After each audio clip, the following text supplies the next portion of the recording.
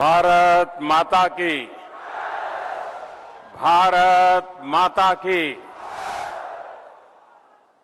कार्बी आंगलोंग कोर्टे इंजीर केड़ो आम अभांता नीली कार्डोम पजिरिगलो।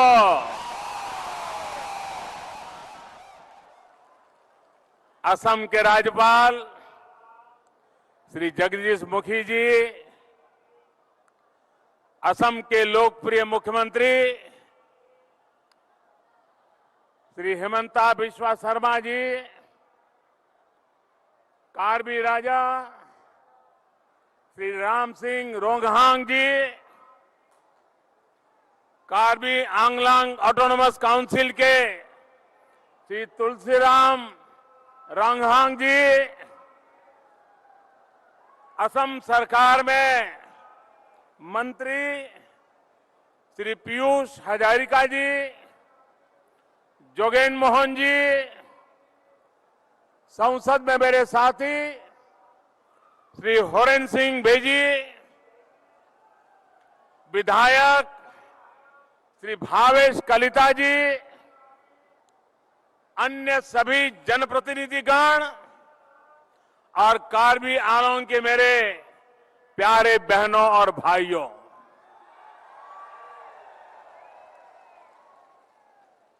मुझे जब जब आपके बीच आने का मौका मिला है,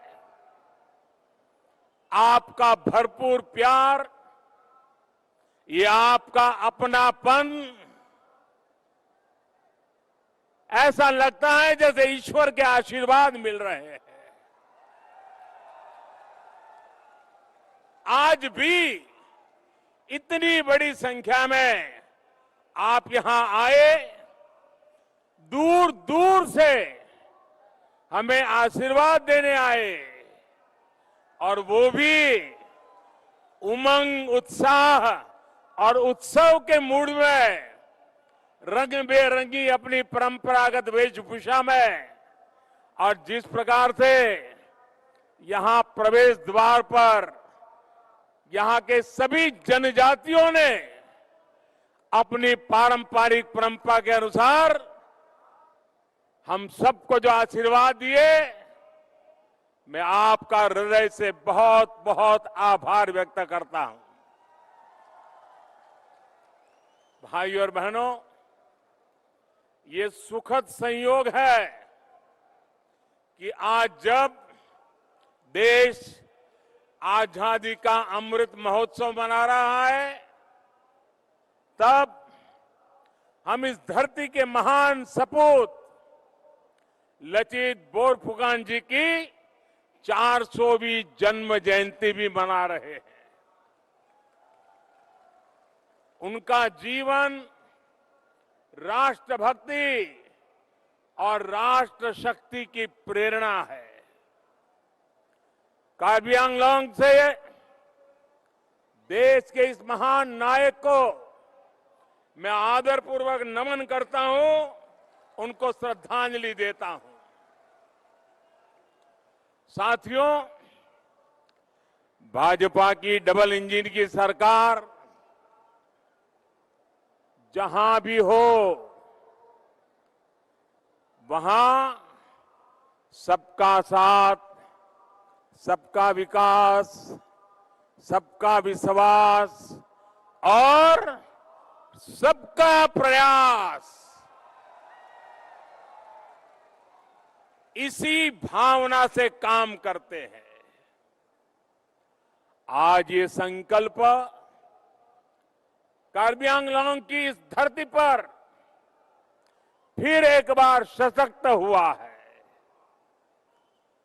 असम की स्थायी शांति और तेज विकास के उसके लिए जो समझौता हुआ था, उसको आज जमीन पर उतारने का काम तेज गति से चल रहा है। उस समझौते के तहत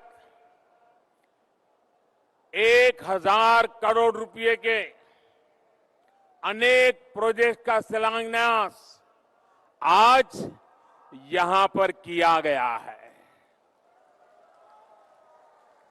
डिग्री कॉलेज हो, वेटरनरी कॉलेज हो, एग्रीकल्चर कॉलेज हो, ये सारे संस्थान यहां के युवाओं को नए अवसर देने वाले हैं। साथियों, आज जो शिलान्यास के कार्यक्रम हुए हैं वो सिर्फ किसी इमारत का शिलान्यास नहीं है। ये सिर्फ किसी कॉलेज का, किसी महाविद्यालय का, किसी इंस्टीट्यूशन का शिलान्यास नहीं है। ये मेरे यहां के नौजवानों के उज्जवल भविष्य का शिलान्यास है।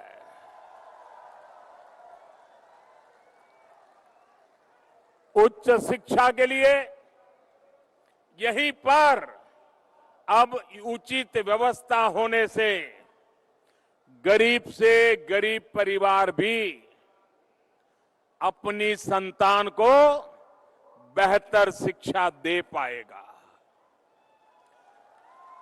वहीं किसानों और पशुपालकों के लिए भी इन इंस्टीट्यूशन से यहीं पर बेहतर सुविधाएं उपलब्ध हो पाएगी। इन प्रोजेक्ट्स के अलावा समझौते के जो दूसरे पहलू हैं उन पर भी असम सरकार लगातार कदम उठा रही है। हथियार छोड़कर जो साथी राष्ट्र निर्माण के लौटे हैं उनके पुनर्वास के लिए भी निरंतर काम किया जा रहा है। भाइयों और बहनों, आजादी के अमृत महोत्सव में देश ने जो संकल्प लिए हैं उसमें से एक महत्वपूर्ण संकल्प है अमृत सरोवरों के निर्माण से जुड़ा हुआ। हर जिले में कम से कम 75,000 अमृत सरोवर के निर्माण का लक्ष्य, इतना बड़ा लक्ष्य लेकर के आज देश आगे बढ़ रहा है। कुछ दिन पहले ही जम्मू कश्मीर से मैंने इसकी शुरुआत की थी। मुझे खुशी है कि आज असम में भी 2600 से भी अधिक अमृत सरोवर बनाने का काम शुरू हो रहा है। ये सरोवरों का निर्माण पूरी तरह से जन भागीदारी पर आधारित है। ऐसे सरोवरों की तो जनजातीय समाज में एक समृद्ध परंपरा भी रही है। इससे गांव में पानी के भंडार तो बनेंगे ही, इसके साथ साथ ये कमाई के भी स्रोत बनेंगे। असम में मछली तो भोजन और आजीविका का एक अहम साधन है। इन अमृत सरोवरों से मछली पालन को भी खूब लाभ मिलने वाला है। भाइयों और बहनों, आप सभी ने बीते दशकों में एक लंबा समय बहुत मुश्किलों से गुजारा है, लेकिन 2014 के बाद नॉर्थ ईस्ट में मुश्किलें लगातार कम हो रही है, लोगों का विकास हो रहा है।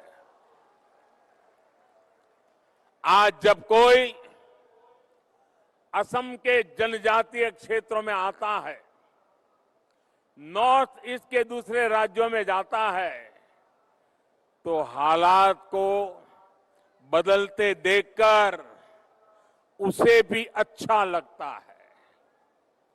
कार्बी आंगलांग या फिर दूसरे जनजातीय क्षेत्र, हम विकास और विश्वास की नीति पर ही काम कर रहे हैं। साथियों, आप भली भांति जानते हैं, मैंने आपकी समस्याओं को, इस क्षेत्र की दिक्कतों को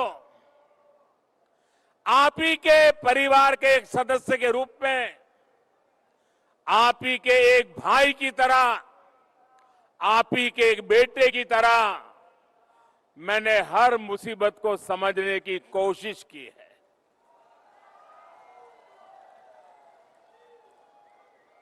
और आपने मुझे बुद्धि से कम दिलों से ज्यादा समझाया है।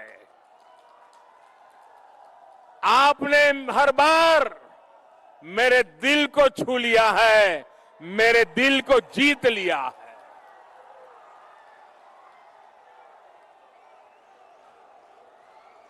जब परिवार के सदस्य के रूप में हम सब एक परिवार की तरह समाधान खोजते हैं, तो उसमें एक संवेदनशीलता होती है, दर्द और पीड़ा का एहसास होता है, आपके सपनों को समझ पाते हैं, आपके संकल्पों को समझ पाते हैं, आपके नेक इरादों की इज्जत करने के लिए जिंदगी खपाने का मन कर जाता है।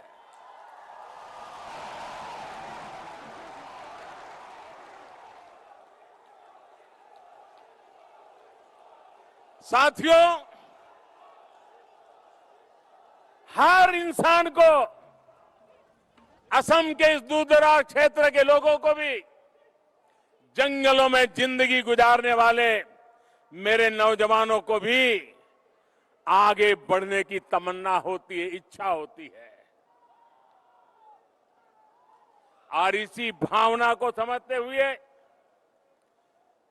आपके सपनों को पूरा करने के लिए, आपके सपने हम सबके संकल्प बने और आप और हम मिलकर के हर संकल्प को सिद्ध करके रहे, इस काम के लिए हम भी जुटे हैं, आप भी जुटे हैं, मिलकर के जुटे हैं और जुट करके जीत भी पाने वाले हैं।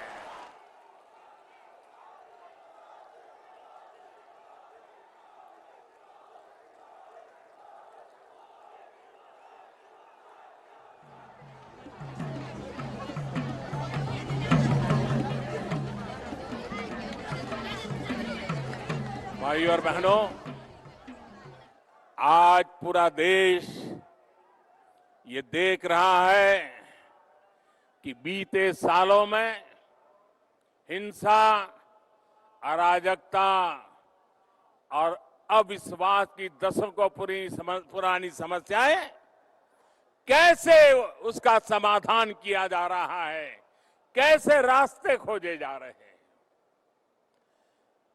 कभी इस क्षेत्र की चर्चा होती थी तो कभी बम की आवाज सुनाई देती थी, कभी गोलियों की आवाज सुनाती देती थी। आज तालियां गूंज रही है, जयकारा हो रहा है।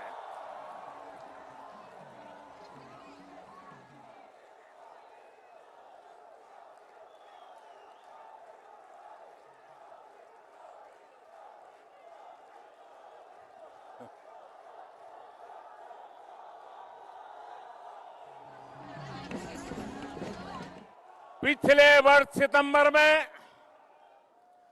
कार्बी आंगलांग के अनेक संगठन शांति और विकास के रास्ते पर आगे बढ़ने का संकल्प लेकर के जुड़ गए। 2020 में बोडो समझौते ने स्थायी शांति के नए द्वार खोल दिए। असम के अलावा त्रिपुरा में भी एलएलएफटी ने शांति के पथ पर कदम बढ़ाए। करीब 2.5 दशक से जो ब्रू रियांग से जुड़ी समस्या चल रही थी, उसको भी हल किया गया। बाकी जगहों में भी स्थायी शांति के लिए हमारे प्रयास लगातार चल रहे हैं, गंभीरता से चल रहे हैं।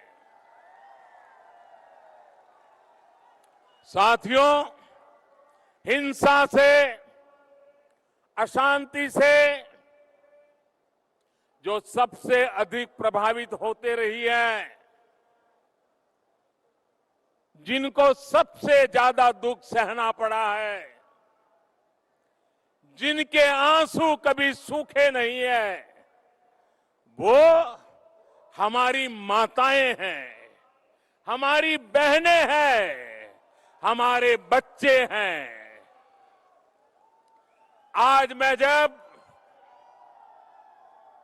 हथियार डालकर जंगल से लौटते नौजवानों को अपने परिवार के साथ, परिवार के पास वापस लौटते देखता हूं, और मैं जब उन माताओं की आंखें देखता हूं, उन माताओं की आंखों में जो खुशी महसूस होती है, हर्ष के आंसू बहने लग जाते हैं। मां के जीवन को एक शांति मिलती है, संतोष मिलता है, तब मैं आशीर्वाद की अनुभूति करता हूं। आज यहां पर भी इतनी बड़ी संख्या में माता बहनें आई हैं।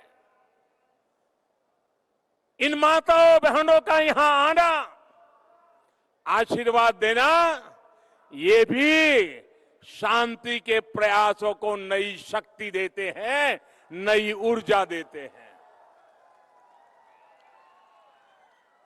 इस क्षेत्र के लोगों का जीवन, यहां के बेटे बेटियों का जीवन बेहतर हो, इसके लिए केंद्र और राज्य की डबल इंजन की सरकार पूरी शक्ति से काम कर रही है, समर्पण भाव से काम कर रही है, सेवा भाव से काम कर रही है। भाई और बहनों, असम में, नॉर्थ ईस्ट में सरकार और समाज के सामूहिक प्रयासों से जैसे जैसे शांति लौट रही है, वैसे वैसे पुराने नियमों में भी बदलाव किया जा रहा है। लंबे समय तक armed forces special power act, AFSPA, north east के अनेक राज्यों में रहा है, लेकिन बीते 8 सालों के दौरान स्थायी शांति और बेहतर कानून व्यवस्था लागू होने के कारण हमें आप्सा को नॉर्थ ईस्ट के कई क्षेत्रों से हटा दिया है। बीते 8 सालों के दौरान नॉर्थ ईस्ट में हिंसा की घटना में करीब 75% की कमी आई है। यही कारण है कि पहले त्रिपुरा और फिर मेघालय से आप्सा को हटाया गया। असम में तो 3 दशक से ये लागू था। स्थितियों में सुधार न होने के कारण पहले की सरकारें इसको बार बार आगे बढ़ाती रही, लेकिन बीते वर्षों में हालात को ऐसे संभाला गया कि आज असम के 23 जिलों से आप्सा हटा दिया गया है। अन्य क्षेत्रों से भी हम तेजी से हालात सामान्य करने की कोशिश कर रहे हैं, ताकि वहां से भी आप्सा को हटाया जा सके। नागालैंड और मणिपुर में भी इस दिशा में बहुत तेजी से काम किया जा रहा है। साथियों, नॉर्थ ईस्ट के राज्यों के भीतर की समस्याओं का समाधान तो हो ही रहा है, राज्यों के बीच भी दशकों पुराने जो सीमा विवाद थे, वो भी बहुत सौहार्द के साथ हल किए जा रहे हैं। मैं हेमंता जी और नॉर्थ ईस्ट के दूसरे मुख्यमंत्रियों को भी आज विशेष बधाई दूंगा कि उनके प्रयासों से नॉर्थ ईस्ट अब देश की सशक्त आर्थिक इकाई बनने की ओर अग्रसर है। सबका साथ सबका विकास की भावना के साथ आज सीमा से जुड़े मामलों का समाधान खोजा जा रहा है। असम और मेघालय के बीच बनी सहमति दूसरे मामलों को भी प्रोत्साहित करेगी। इससे इस पूरे क्षेत्र के विकास की आकांक्षाओं को बल मिलेगा। भाइयों और बहनों, बोडो एकॉर्ड हो या फिर कार्बी आंगलोंग का समझौता, लोकल सेल्फ गवर्नेंस, इस पर हमने बहुत बल दिया है। केंद्र सरकार का बीते 7-8 साल से ये निरंतर प्रयास रहा है कि स्थानीय शासन की संस्थाओं को सशक्त किया जाए, उनको अधिक पारदर्शी बनाया जाए। कार्बी आंगलोंग ऑटोनोमस काउंसिल को हो या फिर दूसरे स्थानीय संस्थान, इन पर ये बहुत बड़ी जिम्मेदारी है। केंद्र और राज्य की योजनाओं को तेज गति से गांव-गांव पहुंचाने का बहुत बड़ा दायित्व इन संस्थानों के सहयोग से ही पूरा होगा। जन सुविधा, जन कल्याण और जन भागीदारी, ये हम सभी की प्राथमिकता है। भाइयों और बहनों, राष्ट्र के विकास के लिए राज्य का विकास और राज्य के विकास के लिए गांव का विकास, नगरों का विकास, ये बहुत आवश्यक है। गांवों का सही विकास तभी संभव है जब स्थानीय आवश्यकताओं के अनुसार, स्थानीय परिस्थितियों के अनुसार विकास योजनाएं बने और उनको पूरी तरह अमल किया जाए। इसलिए बीते वर्षों में केंद्र की योजनाओं में हमने स्थानीय जरूरतों को बहुत ध्यान में रखा है। अब जैसे गरीबों के आवास से जुड़ी योजनाएं हो, जो पहले चलती थी, उनके नक्शे से लेकर मटेरियल तक सब कुछ दिल्ली में तय होता था। जबकि कार्बी आंगलोंग जैसे आदिवासी क्षेत्रों की परंपरा अलग है, घरों के निर्माण से जुड़ी संस्कृति अलग है, मटेरियल की उपलब्धता अलग है। इसलिए एक बड़ा बदलाव प्रधानमंत्री आवास योजना में यही किया गया कि लाभार्थी के बैंक खाते में सीधे पैसे जाएंगे। इसके बाद वो लाभार्थी अपनी पसंद के अनुसार, अपनी इच्छा के अनुसार वो खुद का घर बनाएगा और सीना तान कर को दुनिया को कहेगा कि मेरा घर है, मैंने बनाया है।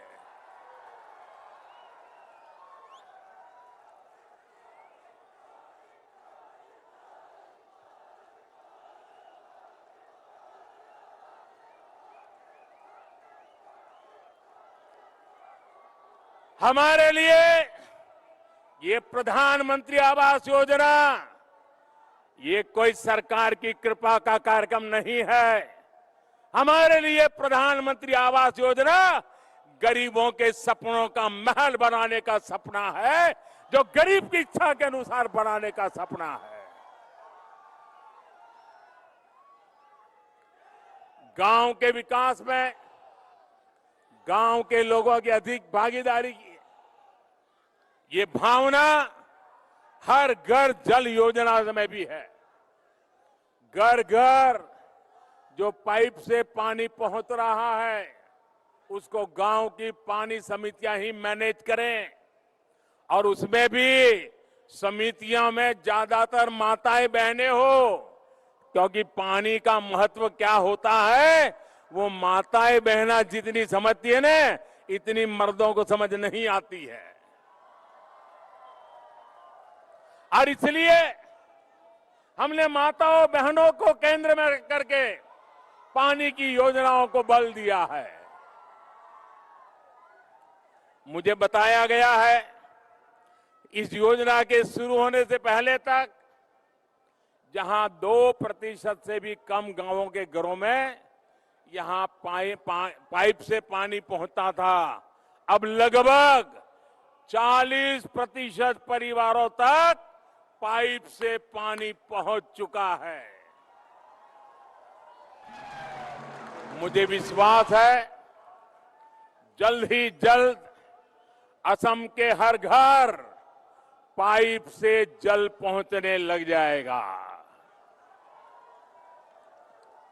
भाइयों और बहनों, जनजातीय समाज की संस्कृति, यहां की भाषा, यहां का खान पान, यहां की कला, यहां का हस्तशिल्प, ये सभी सिर्फ यहां की ही नहीं, ये मेरे हिंदुस्तान की धरोहर है। आपकी इस धरोहर के लिए हर हिंदुस्तानी को गर्व है। और असम तक का हर जिला, हर क्षेत्र, हर जनजाति इस क्षेत्र में तो बहुत समृद्ध है। यहां सांस्कृतिक धरोहर भारत को जोड़ती है, एक भारत श्रेष्ठ भारत के भाव को मजबूती देती है। इसलिए केंद्र सरकार का ये प्रयास रहा है कि आदिवासी कला संस्कृति, आर्ट क्राफ्ट को संजोया जाए, उनको भविष्य की पीढ़ियों तक पहुंचाने की व्यवस्था बने। आज देश भर में जो आदिवासी म्यूजियम बनाए जा रहे हैं, आदिवासी स्वतंत्रता सेनानियों के नाम पर जो संग्रहालय विकसित किए जा रहे हैं, उसके पीछे की सोच भी यही है। केंद्र सरकार द्वारा ट्राइबल टैलेंट का जनजातीय समाज में जो लोकल उत्पाद है, उनको भी प्रोत्साहित किया जा रहा है। कार्बी आंगलांग सहित पूरे असम में हथकरघे से बने सूती कपड़े, बांस, लकड़ी और मेटल के बर्तनों, दूसरी कलाकृतियों की एक बहुत अद्भुत परिपाटी है। इन लोकल प्रोडक्ट्स के लिए वोकल होना बहुत आवश्यक है। ये प्रोडक्ट देश और दुनिया के बाजारों तक पहुंचे, हर घर तक पहुंचे, इसके लिए सरकार हर जरूरी प्लेटफॉर्म तैयार कर रही है। और दूर सुदूर जंगलों में रहने वाले मेरे भाई बहन, कला से जुड़े मेरे भाई बहन, हस्तशिल्प से जुड़े भाई बहन, मैं हर जगह पे जाकर के आपकी बात करता हूं।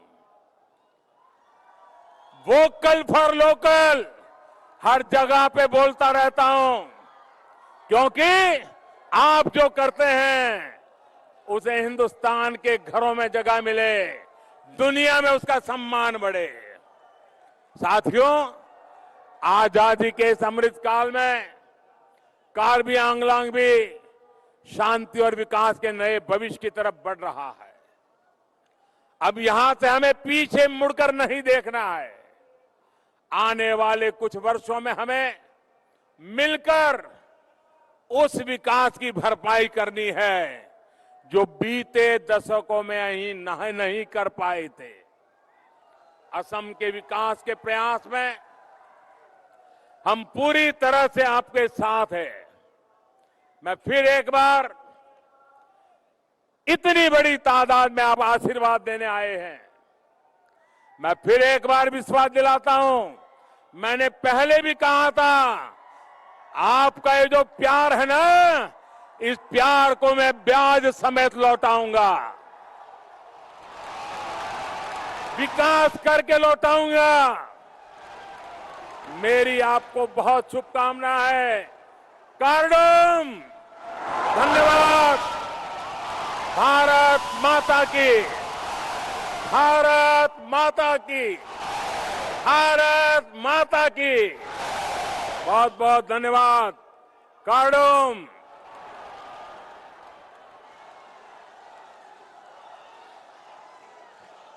आपकी गौरवमय उपस्थिति ने, आपके ज्ञानवर्धक शब्दों ने हम सभी को प्रोत्साहित किया है। तालियों की जोरदार गड़गड़ाहट से हम धन्यवाद करते हैं भारत के माननीय प्रधानमंत्री श्री नरेंद्र मोदी जी का।